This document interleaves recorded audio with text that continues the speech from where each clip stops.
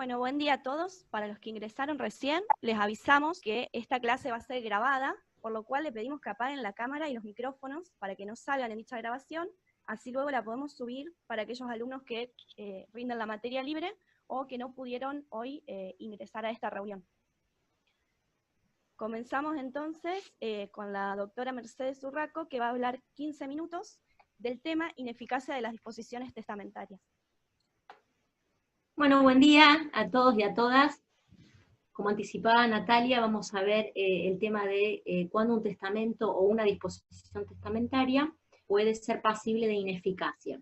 Hablamos de que un acto o una disposición testamentaria puede tornarse ineficaz cuando no produce sus efectos propios, o cuando queda privada de efectos, ¿no es cierto? Esto puede ocurrir tanto por revocación o por caducidad. ¿Qué tienen en común estos dos fenómenos jurídicos? En principio que se trata de circunstancias que son sobrevinientes al momento de testar, y que las distinguen fundamentalmente de la nulidad, ¿no? Recordemos que la nulidad son vicios originarios o concomitantes al momento de testar, ¿no es cierto? Bueno, esto lo aclaro porque muchas veces confundimos a veces un acto viciado de nulidad, como es el testamento, que también por supuesto como acto jurídico puede serlo, a un testamento que queda revocado, que puede ser viciado de caducidad. ¿Estamos? Recordemos, si el testador o la persona que testa lo hace siendo incapaz, por ejemplo, o lo hace a través de un vicio formal en el acto, o tiene un vicio de la voluntad, estaremos ante casos de nulidad de acto jurídico. Cuando hablamos de revocación y caducidad, se trata de circunstancias que vienen con posterioridad al momento de testar. Son sobrevinientes. ¿Qué es lo que tienen? Así dijimos, digamos, ¿cuál es la diferencia? ¿Cuáles son las cosas que la diferencian? Por ejemplo, básicamente tienen que ver con la voluntad. Cuando hablamos de caducidad, se trata de circunstancias que son totalmente ajenas a la voluntad de la persona que testó, mientras cuando hablamos de revocación, hablamos de circunstancias que tienen que ver directamente con la voluntad de esa persona que ha testado, ¿no es cierto? Y nosotros recordemos, porque lo hemos visto hace poco tiempo, el tema de que el testamento era un acto esencialmente revocable. ¿Ustedes recuerdan que esta facultad era irrestringible, era irrenunciable? Tenemos una norma que es el 2511, que lo dice expresamente. La facultad de testar, la facultad de revocar es irrestringible e irrenunciable. Y este argumento del tema de la no posibilidad de renunciar a esta revocación, tenía que ver también con la prohibición de testar conjuntamente en nuestro derecho, que también hemos hablado de eso en algún momento, ¿no? Los testamentos no podían ser conjuntos porque justamente debían ser la expresión de la voluntad de la persona, ¿no? Y la posibilidad de testar conjuntamente estaba prohibida en nuestro derecho, entre otras cosas, porque alteraría la libertad de poder revocar libremente ese testamento, ¿no es cierto? Entonces, en nuestro derecho se requiere básicamente que quien testa persevere en esa vocación hasta el momento de su muerte, en esa, voluntad hasta el momento de su muerte. Si cambia por algún motivo que no tiene por qué expresarlo, y eso es manifestado de alguna manera, porque para revocar obviamente tenemos que utilizar las formas que el código habilita, ¿no es cierto? Pueden ser en forma expresa o en forma tácita, pero dentro de las formas habilitadas por la ley. Si eso, repito, se modifica la voluntad del causante antes de su muerte, y por supuesto es manifestada de alguna manera esa voluntad, vamos a encontrarnos con el fenómeno jurídico de la revocación. Por ejemplo, yo testo, le dejo un legado a Juan, a María, a Paz, y luego cambio mi voluntad, no tengo que argumentar nada, porque recordemos que el testamento es revocable y no confía a los instituidos derecho alguno hasta la muerte, por lo tanto yo puedo cambiar mi voluntad, decidir que en realidad esos legados queden sin efecto, realizo un nuevo testamento donde digo, dejo sin efecto el anterior. ¿Estamos? Esa sería una causa de revocación expresa, que después vamos a ver que hay distintos tipos. Por el lado de la caducidad, como decíamos, se produce por circunstancias que son totalmente ajenas a la voluntad, ¿no es cierto? Tiene que ver con ciertas circunstancias en las que la ley le atribuye el efecto de extinguir esa disposición o ese acto testamentario. Por ejemplo, realizo un testamento donde dejo un legado a una determinada persona, y esa persona, sucesora testamentaria, fallece antes que yo. Fíjense que es algo totalmente ajeno, totalmente independiente a mi voluntad, pero que ha dejado sin efecto esa disposición por falta de sujeto en ese caso, ¿no es cierto? Vamos a seguir con el tema específico de la revocación. Nos metemos en la revocación y en el tema de la clasificación de revocación. Nuestro derecho acepta tanto la revocación en forma expresa como en forma tácita. Será expresa cuando la persona que testó realiza un nuevo testamento donde lo manifiesta claramente en palabras, digamos, por eso es una revocación expresa, que quiere dejar sin efecto un testamento anterior. Eso lo encontramos en el artículo 25.12. Vamos a después a volver con algunas cositas sobre ese 25.12. Por otro lado, tenemos que la revocación puede ser tácita. Obviamente será tácita cuando la ley infiere de ciertas conductas ese cambio de voluntad. Digo de ciertas conductas que no pueden ser cualquiera, es decir, la ley no presume de cualquier conducta la voluntad de revocar o la voluntad de dejar sin efecto un testamento anterior, sino que tipifica ciertas conductas que tienen como consecuencia revocar un testamento. Es decir, son causas taxativas de revocación tácita y las encontramos en los artículos 25.13, 25.14 y siguientes, hasta el 25.16. Hasta aquí vimos revocación, que la revocación puede ser expresa o puede ser tácita. Pero también la revocación puede ser propia o impropia. Es decir, hasta ahora venimos hablando de las causas de revocación de tipo propia, porque fíjense que hicimos hincapié en aquella revocación que realiza el propio testador, ya sea de manera expresa o de manera tácita. La revocación puede ser impropia cuando en realidad no la realiza el mismo testador, sino que es a instancia de los interesados, como dice el caso del 25.20. El artículo 25.20 tiene un caso de revocación impropia, que es cuando media ingratitud o incumplimiento de cargo por parte de un legatario, ¿no? Se trata de un caso particular de revocación, donde ese tipo de conductas son posteriores a la muerte del causante, y por eso son los interesados quienes serán legitimados para plantear esa revocación.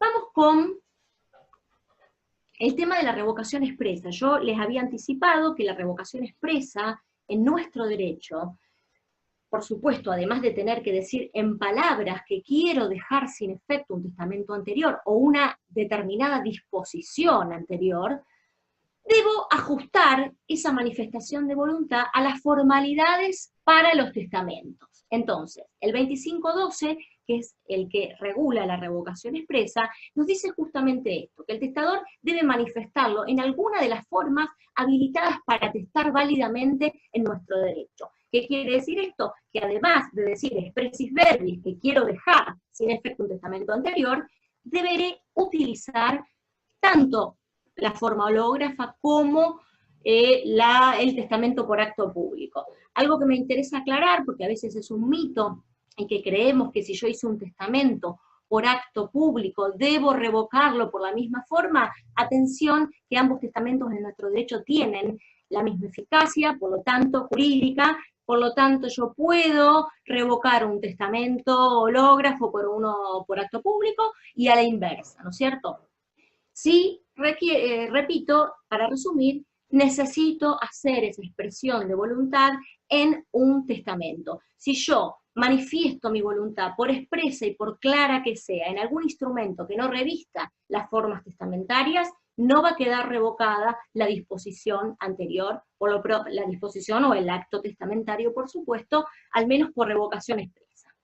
Vamos al tema de la revocación tácita.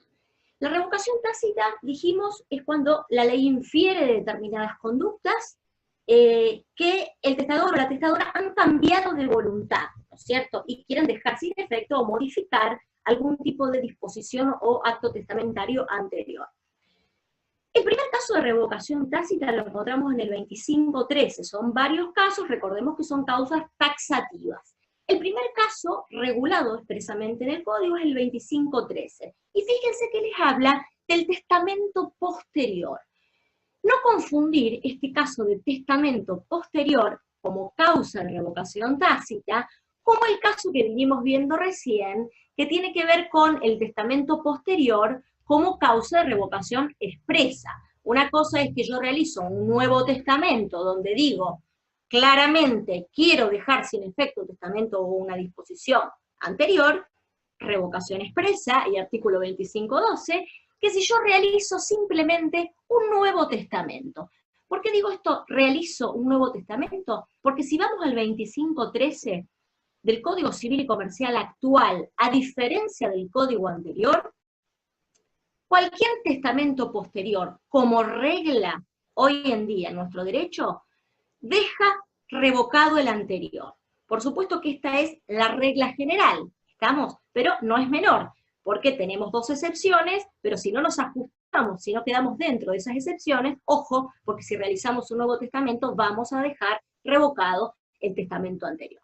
Entonces, decíamos, la ley en el artículo 25.13 nos dice, el testamento posterior revoca el anterior, esa es la regla. ¿Cuáles serían las excepciones? En primer lugar, cuando contiene una confirmación expresa, por supuesto el segundo testamento, del primero. ¿Qué querrá decir? Que yo, si realizo un nuevo testamento, en principio la ley me exige que yo lo confirme expresamente al anterior, de lo contrario quedará revocado.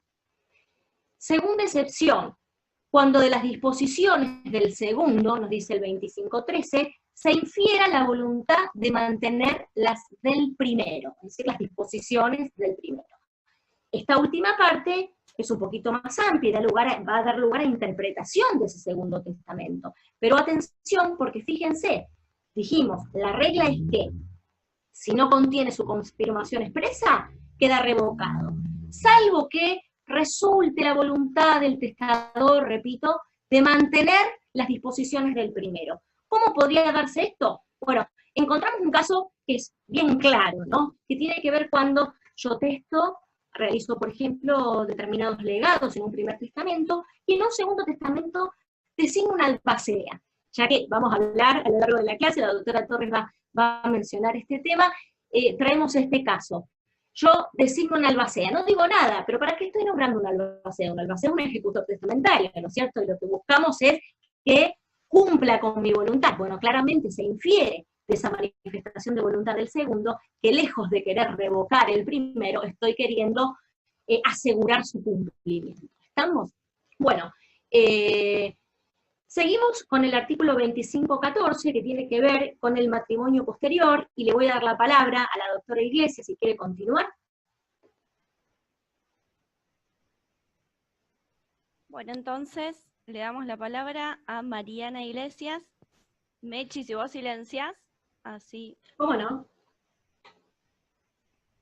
Bueno, vamos a continuar entonces con estas causales de revocación tácita, como bien explicó Mercedes, y nos vamos a referir, yo les pido que busquemos el Código Civil y Comercial, vamos a ir leyéndolo, y vamos a ir a la causal de la revocación por matrimonio, que es una causal muy interesante. Fíjense que la norma plantea que el matrimonio contraído por el testador revoca el testamento anteriormente otorgado, excepto que en este se instituya heredero al cónyuge o que de sus disposiciones resulte la voluntad de mantenerlas después del matrimonio. En realidad ustedes saben que lo que está planteando la norma es que si una persona realiza un testamento y con posterioridad decide casarse, claramente, digamos, lo que la ley sostiene es que hay un desvío de los afectos y por tanto el solo hecho del matrimonio ya determina una causal de revocación tácita de ese testamento.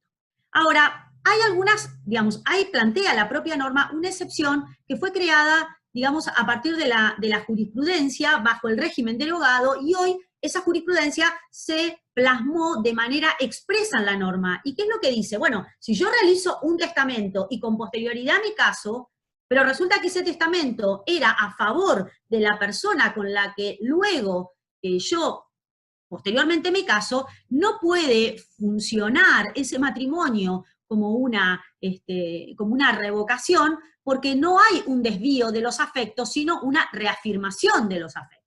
Piensen ustedes que de repente yo puedo haber, digamos, yo era una persona soltera y podría haber realizado un testamento a favor de mi única sobrina y con posterioridad me caso, la ley presume, como les dije al principio, que ya he desviado mis afectos y que por tanto entonces ese testamento a mi sobrina no va a ser válido, salvo que por supuesto después del matrimonio yo lo ratifique o redacte un nuevo testamento o lo que fuere. Ahora, si yo estoy de novia con una persona o en pareja con una persona y con posterioridad, digamos, realizo un testamento a favor de mi sobrina y con posterioridad me caso, entonces en esa situación, por regla, el testamento quedaría revocado.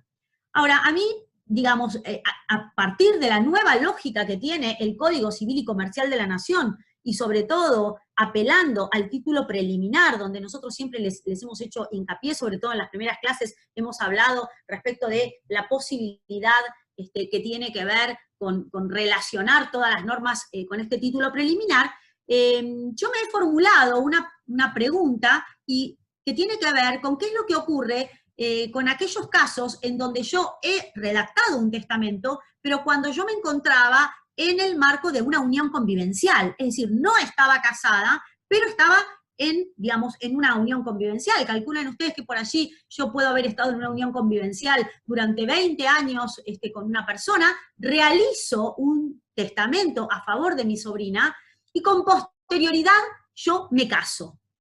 Entonces la pregunta es, en ese supuesto que la norma no contempla, ¿existe la posibilidad de que se pueda tratarlo como la regla que dice que el matrimonio posterior revoca al anterior? Bueno, a mí me parece que, yendo al título preliminar, verdaderamente la respuesta debiera ser que no, porque no hay un desvío de los afectos. Es decir, cuando la norma habla de matrimonio, a mí me parece que en ese caso debe ser asimilado también a la unión convivencial.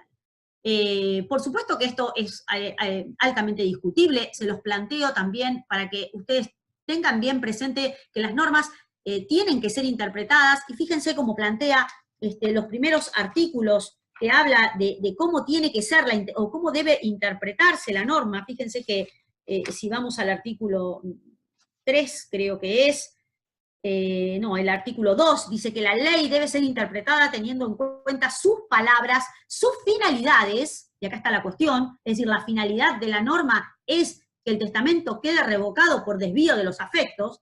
Ahora, si en definitiva yo, mientras estuve en una unión convivencial durante muchísimo tiempo, realicé ese testamento, quizás, digamos, no debiera operar esa causal de revocación. ¿Esto por qué lo planteo? Porque de alguna manera esto lleva de la mano a otra cuestión, y la cuestión es sobre si esta causal de revocación tácita, que como bien explicó la doctora Zurraco, es una revocación tácita porque no hay nada escrito, es a través, digamos, se presume esa revocación por un acto que realizó el testador, la verdad que, digamos, parecería que habría que analizarla en mayor profundidad. Y habría que interpretarla también en ese sentido, y de allí, como les decía, la discusión sobre si se trata de una presunción iure et de iure o iuris tantum. Es decir, el solo hecho de que yo presente la partida de matrimonio en el expediente sucesorio automáticamente debe determinar la causal o debe inducir a la causal de revocación, o me va a dar la posibilidad de discutirlo, es decir, la vamos a incluir dentro de lo que sería una presunción iuris tantum, y, por ejemplo, entrar a discutir este supuesto que yo recién les he planteado y que por los escasos minutos que tenemos lo quiero dejar para que ustedes lo tengan en cuenta y lo piensen, en el sentido de que por lo menos a mi modo de ver, y más allá de la enorme discusión doctrinaria que hay al respecto, a mi modo de ver es una presunción iuris tantum, es decir, que admite prueba en contrario, es decir, que el juez no puede dejarla de lado de manera inmediata dentro del propio marco del proceso sucesorio, sino que requerirá eventualmente un juicio ordinario a los efectos de que esa causal opere. Es decir, tener en cuenta que se trata de una presunción iure de iure o iuris tantum es lo que va a determinar esto que yo les estoy planteando, la posibilidad de que exista un planteo judicial a los efectos de que opere esa revocación, o en su caso, que directamente basta con que mostremos nosotros esa partida de matrimonio para que de alguna manera entonces quede sellada la suerte de esta revocación tácita. Otro de los casos de revocación tácita surgen del artículo que sigue. A ver si vamos de vuelta al código. Nos habla de la cancelación o destrucción del testamento hológrafo.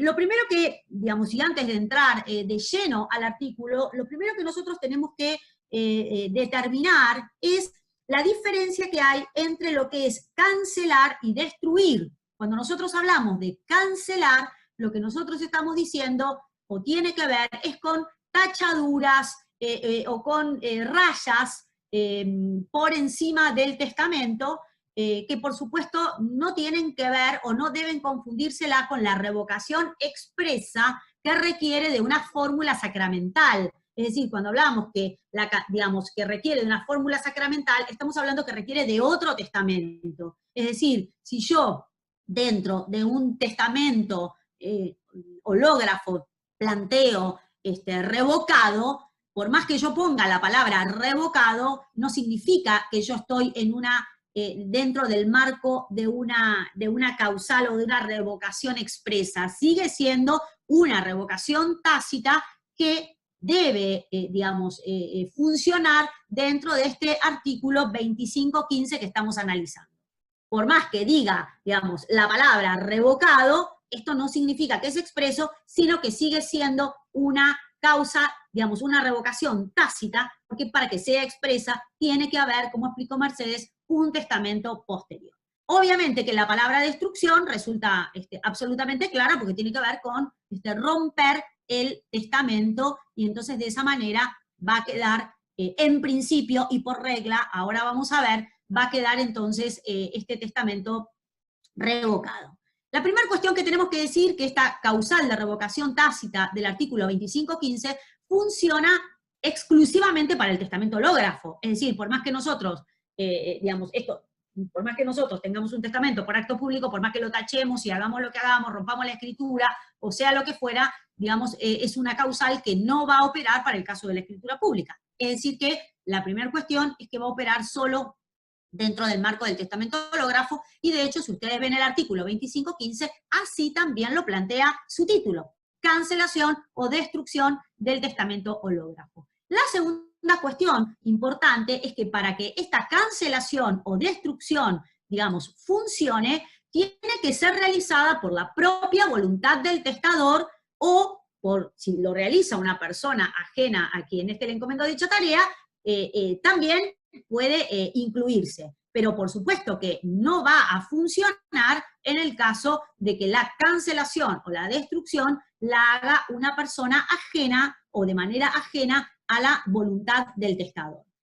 Por tanto, entonces, lo que podemos inferir es que va a quedar revocado ese testamento o la disposición testamentaria cuando sea realizada por la voluntad del testador, cuando sea, digamos, cuando esa cancelación o destrucción de todos los originales, digamos, ya sea de uno o de todos, sea también por voluntad del propio testador, y no va a quedar revocado cuando se trate de alteraciones o de destrucción o de cancelación realizada por una persona extraña o ajena al propio testador, como puede ser, digamos, por el acto de un tercero, o también como puede ser si la destrucción se produce, supónganse, por un caso fortuito o fuerza mayor, que por supuesto no va a afectar la eficacia del testamento si eventualmente pueda de alguna manera reconstruirse la voluntad que había expresado en ese testamento. Si de hecho había, digamos, había dos testamentos hológrafos iguales porque dio dos copias, y así lo menciona en el propio testamento, si destruye uno, bueno, digamos, se destruye por un caso fortuito o fuerza mayor, entonces en ese caso va a ser factible entonces la posibilidad de que sea viable ese testamento. Otra de las cuestiones que me parece importante y que plantea la norma es que la posibilidad de que pueda realizarse de manera total o parcial. Piensen ustedes que de repente podría haberse tachado una sola parte. Fíjense que la norma en el artículo 25.15 que estábamos analizando, dice que si el testamento se encuentra total o parcialmente destruido o cancelado en casa del testador, se presume que la destrucción o cancelación es obra suya, mientras que en el caso que no sea, debe probarse lo contrario, no va a ser entendido como una causal de revocación propia. Es decir, que a partir de la norma tenemos, digamos, se infiere a partir de este párrafo dos cuestiones. Una, que la cancelación puede ser total o parcial, es decir, se puede tachar solamente un párrafo, y entonces vale el resto del testamento. Y además la segunda cuestión que surge de este párrafo es que también la presunción va a ser que ha sido realizada por el testador si ese testamento se encuentra dentro de la casa del testador, y no así si se encuentra, digamos, fuera o se prueba lo contrario, es decir, que no fue realizado por el propio testador.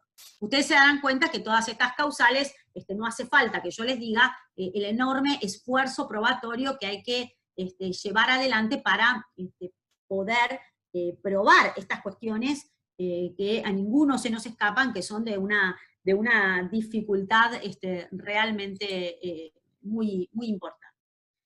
Pasando ahora al artículo 25.16, fíjense que nos vamos a referir a la revocación del legado por transmisión, transformación o gravamen de la cosa. Es decir, acá tenemos otra causal de revocación tácita que involucra tres cuestiones más. Fíjense, digamos, vinimos hablando de la revocación por matrimonio posterior, allí tenemos una causal de revocación tácita. De la cancelación o destrucción del testamento hológrafo, allí tenemos otra causal de revocación tácita donde involucra dos cuestiones, la cancelación o la destrucción. Y ahora vamos a la revocación del legado por la transmisión, transformación o gravamen de la cosa, es decir, que es otra causal de revocación que involucra tres cuestiones o tres aspectos. Y entonces acá plantea que la cosa, digamos, la cosa legada se va a revocar, aunque el acto no sea válido por defecto de forma o la cosa vuelva al dominio del testador, plantea el propio artículo, y dice que el mismo efecto produce la promesa bilateral de compra-venta, aunque el acto sea simulado. Fíjense que de la norma podemos extraer tres situaciones. Primero, la transmisión del objeto legado, ¿no? Allí, la primera parte de la norma, como recién dijimos, puede ser un acto a título oneroso, un acto a título gratuito, y además la promesa bilateral de compraventa, es decir, el boleto de compraventa, y es más, plantea la norma, aunque sea simulado. Fíjense, ¿y por qué aunque sea simulado? ¿Y por qué, digamos, plantea la norma esto? Bueno, porque en realidad lo que estamos buscando acá no es que sea verdad o mentira el hecho, sino es buscar la voluntad revocatoria. Es decir, por más que la persona haya realizado un boleto de compraventa simulado, lo que sí queda bien en claro es que no quiere que ese legado, de alguna manera, se efectivice. Entonces, por tanto, cualquier situación que determine la transmisión del objeto legado resulta, digamos, importante para tener en cuenta como causal de revocación tácita.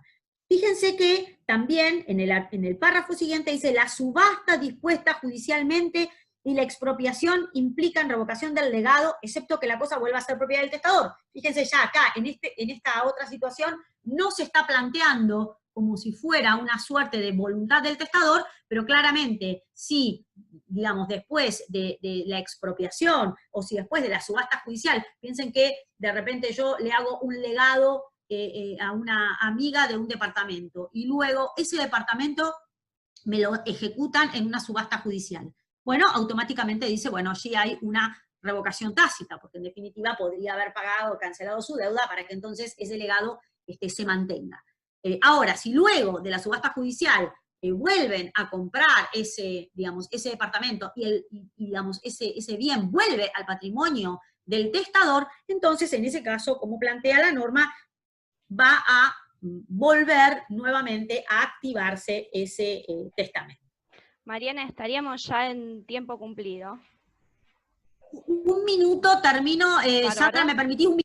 Así termino. Bueno, explicarles simplemente el tema de la transformación de la cosa. Respecto de la transformación de la cosa, va a ocurrir en el caso, por ejemplo, que yo lego, vamos a suponer, toda una cantidad de madera, y resulta ser que después, con esa madera legada, yo construí una casa de madera, una cabaña. Entonces, en este caso, no podemos decir que le va a corresponder en el testamento a ese legatario la cabaña. ¿Por qué? Porque hubo una transformación de la cosa legada. Y respecto de la constitución de los gravámenes, la cuestión importante para marcar es que de por sí el hecho de que se haya constituido una hipoteca con relación a ese objeto no significa que revoca. Por supuesto que va a revocar si no se paga la hipoteca y se ejecuta esta hipoteca.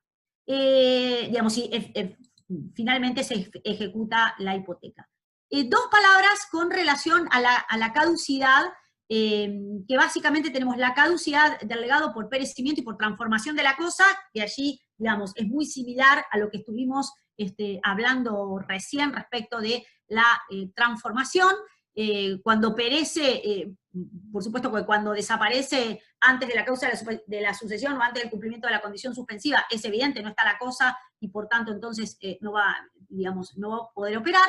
Pero la segunda cuestión de caducidad, que a mí me interesa dejarles bien en claro y no robarle más minutitos a la doctora Torres, es la caducidad de la institución por premoriencia. Es decir, el artículo 25-18 plantea que tanto la institución de heredero como la del legatario va a caducar cuando aquella persona que ha sido beneficiaria de esa institución hereditaria o de ese legado muere antes que la del testador. Esto es muy importante tenerlo en cuenta y muy claro, porque como ya hemos dicho y ya hemos explicado en unidades anteriores, no existe el derecho de representación en materia testamentaria. Es decir, el testamento presupone que yo quise beneficiar a tal o a cual persona, y si yo quiero, que esa disposición beneficie, en el caso que no pueda o no quiera, a otra persona, debo recurrir a la sustitución vulgar.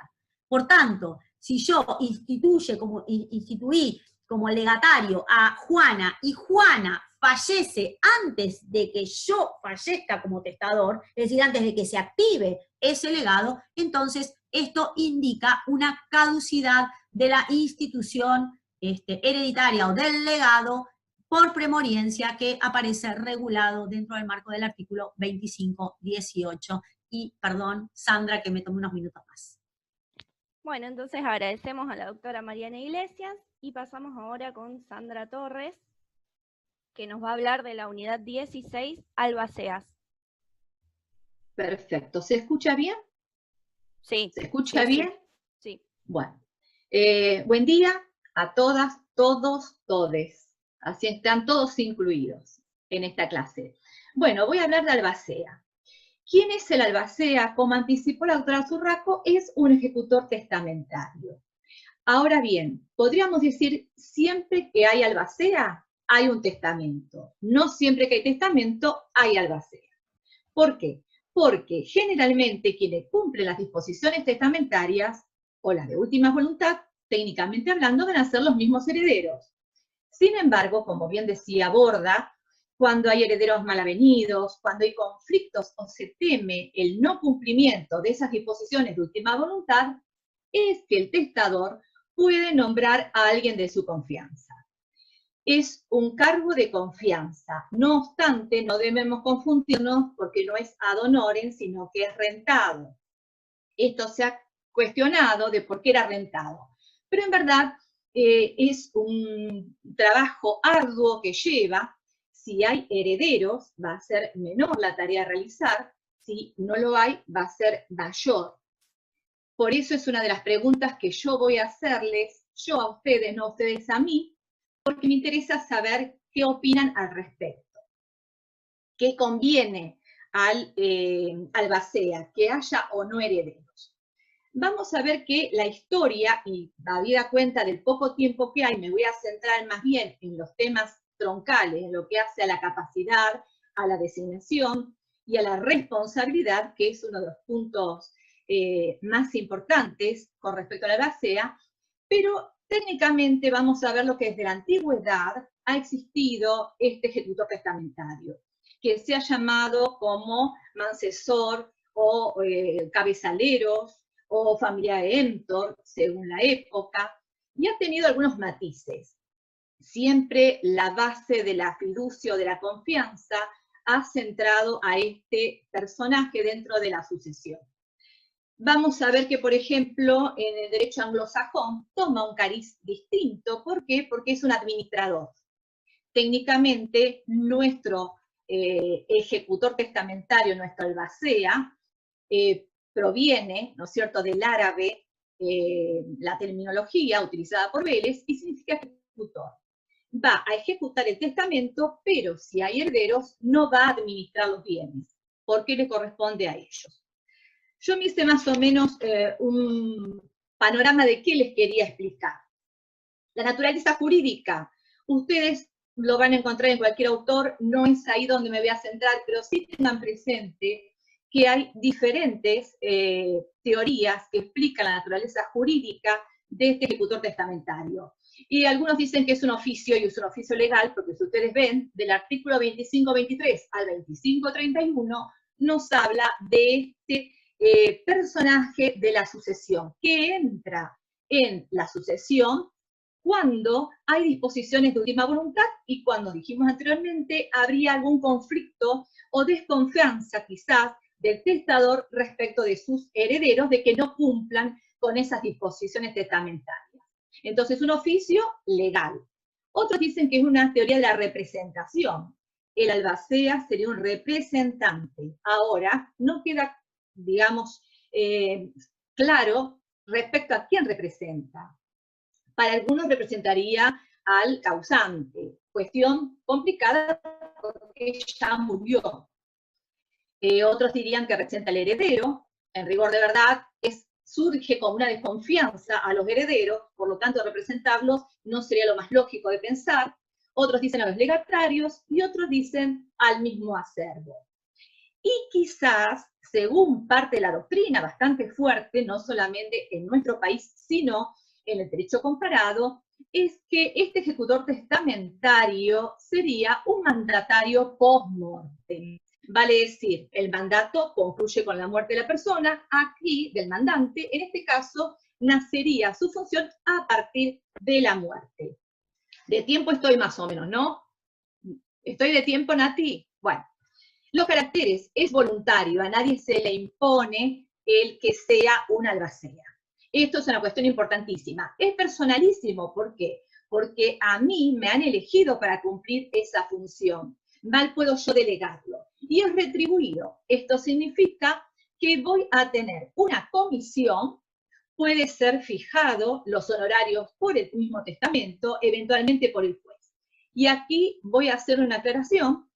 En materia, digamos, del Código Velezano, se tenía en cuenta a la hora de fijar las retribuciones, no solamente las tareas desempeñadas, las cuales, y acá quiero que se preste atención, si no hay herederos, el albacea además tiene a cargo la administración, trabaja más, ¿sí?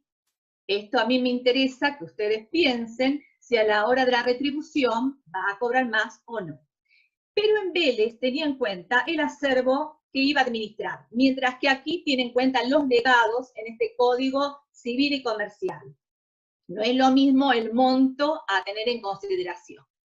Con respecto al número de albaceas, fíjense que se puede nombrar uno más albacea. Acá me interesa remarcar la actuación a los fines de la responsabilidad.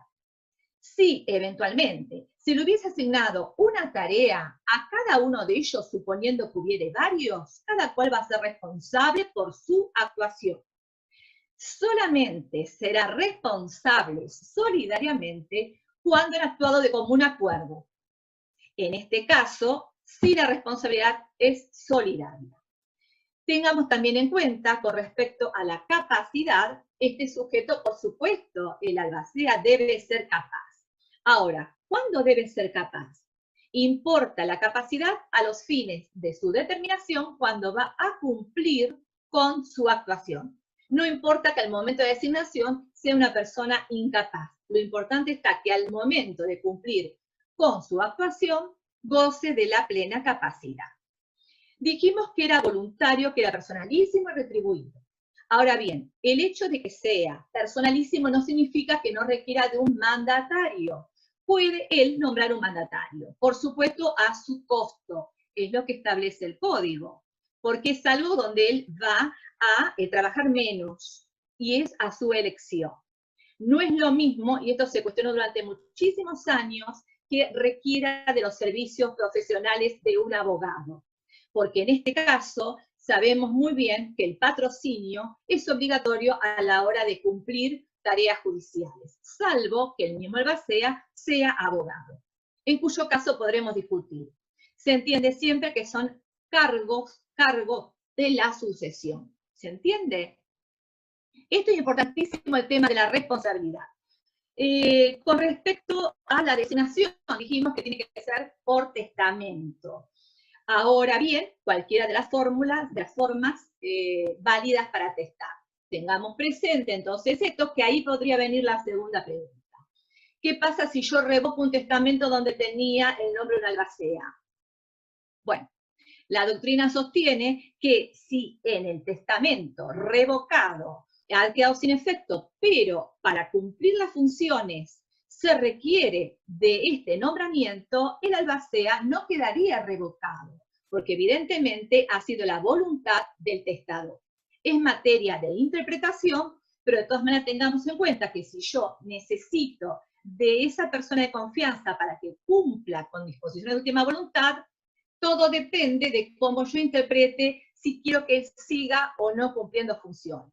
Puedo llamarlo albacea, puedo llamarlo ejecutor testamentario, o puedo darle las funciones necesarias para dicho cumplimiento, lo cual no hay una fórmula establecida que tenga que ser nombrado de tal o cual manera.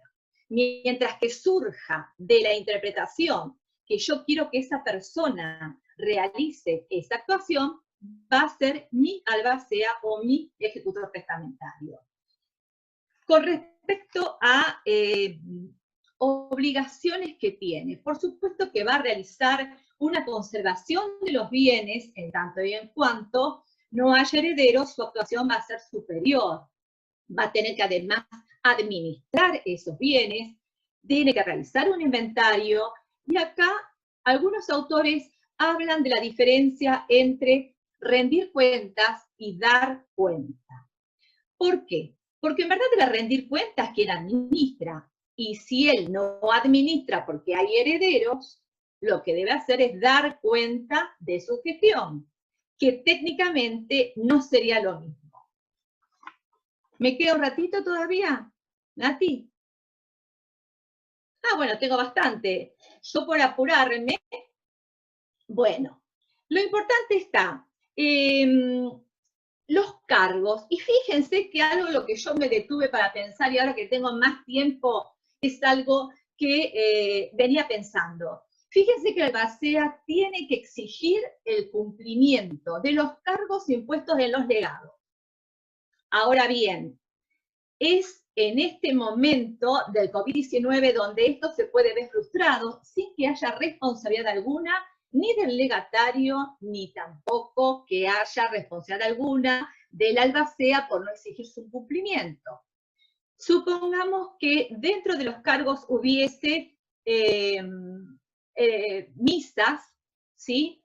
Y bueno, sabemos que las misas actualmente, más allá de alguna procesión que se llevó a cabo la semana pasada y que generó bastante revuelo, no es algo que se esté ofreciendo, razón por la cual es un poco, digamos, complicado el dar cumplimiento. O si hubiese sido un velatorio del máximo de horas permitidas.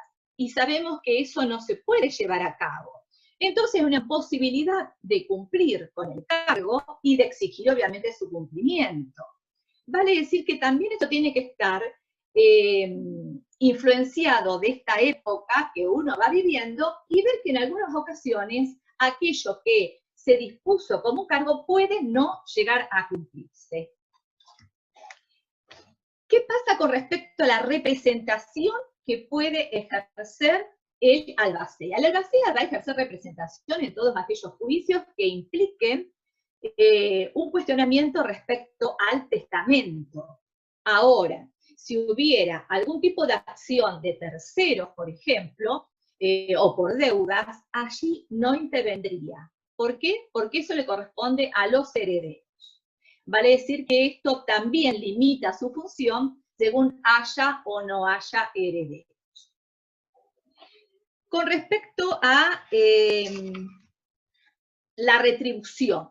Bueno, la retribución, como dije anteriormente, podía ser fijado por el testador, puede ser fijada por el juez, teniendo en cuenta, según el Código Civil y Comercial, la tarea desempeñada. Acá tendremos en cuenta, según que haya o no herederos por el tema de la administración, y también tener en cuenta los objetos legados, los montos delegados, a diferencia del Código Velezano, que tenía en cuenta el acervo hereditario. Y podría ser que no solamente se le pague con una comisión, podría ser que también se le pague con un legado. Ahora, obviamente que la aceptación del cargo va a implicar que acceda al legado. No puede aceptar el legado si no desempeña el cargo. Hay que ver si ese legado tiene naturaleza remuneratoria. Con respecto a la aceptación. Quedan 2 minutitos, por si querés ir cerrando. Con respecto a la aceptación, ya termino. Con respecto a la aceptación, puede ser expresa o tácita. Tácita cuando obviamente está cumpliendo funciones, técnicamente va a aceptar previamente, pero bueno, dicen algunos autores que puede ejercer las funciones sin haber aceptado y es una aceptación tácita, como las aceptaciones en materia de herederos. Cuestiones que generalmente no es así porque tiene que aceptar el cargo. No tiene un plazo en el cual lo va a cumplir. Sin embargo, eventualmente, los herederos, personas interesadas, que son los que va a citar él cuando realice el inventario, porque tiene que ser con citación de personas interesadas, lo que va a hacer es directamente tomar parte y decirles, por ejemplo, que se le otorga un plazo. Y si en ese plazo no se pronuncia, se lo tenga por renunciante, porque tampoco vamos a pedirle a todos los demás sujetos del sucesorio que estén a expectativa de que él acepte o no acepte.